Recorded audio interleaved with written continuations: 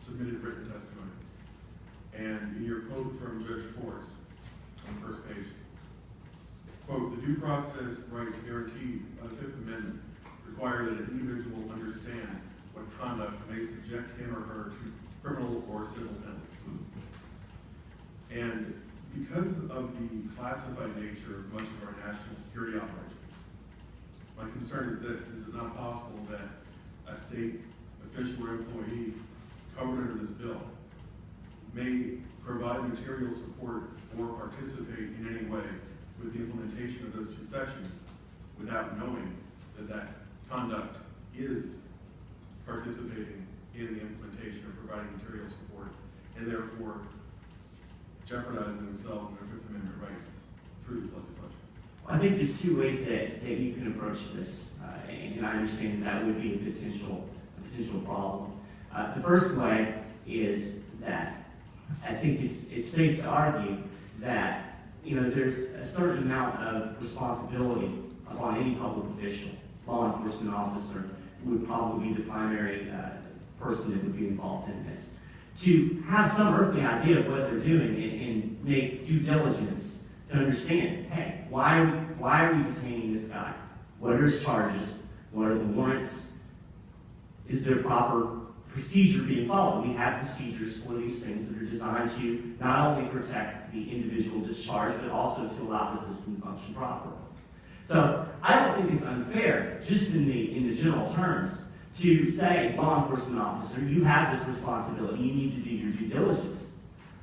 I think that if this is a great concern, I would suggest to the committee that there is a very simple fix that you want to amend the language by simply saying knowingly assisting. And knowingly doesn't mean you have to prove that they knew. It's actually a legal term, and it's actually much more flexible than that. It's basically that, to put it simply, it would say that the individual made every effort. He had a reasonably tried to know. So in other words, if the federal government was to do something like create a fake warrant or somehow do something to obscure their activities, I think that would legally shield the law enforcement officer while still maintaining that person's responsibility to do due diligence. So that would be another possible fix to the situation.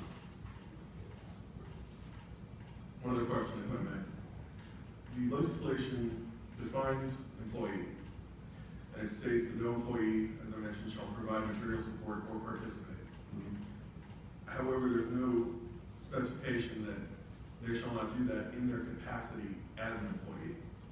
And the concern here is if one is acting as an employee in their official capacity, representing and as an extension of the power of the Commonwealth, as you mentioned in your testimony, that's one thing.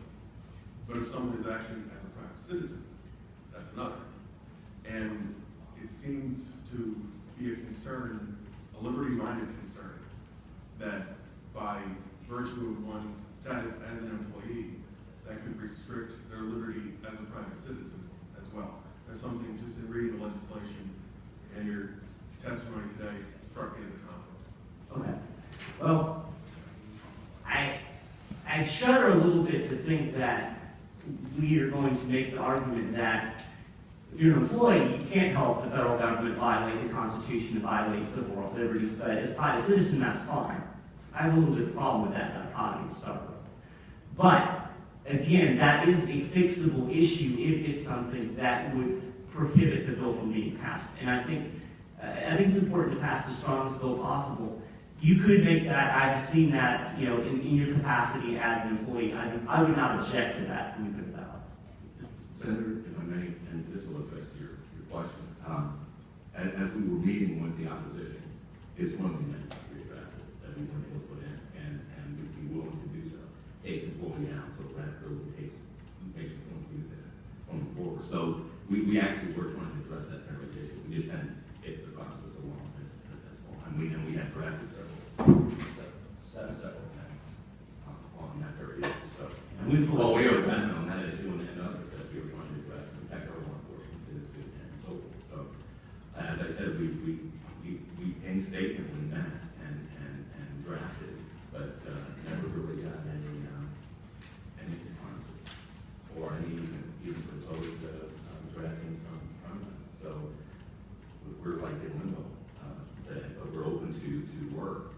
sure that we make the bill as strong as possible, but without doing anything that would, or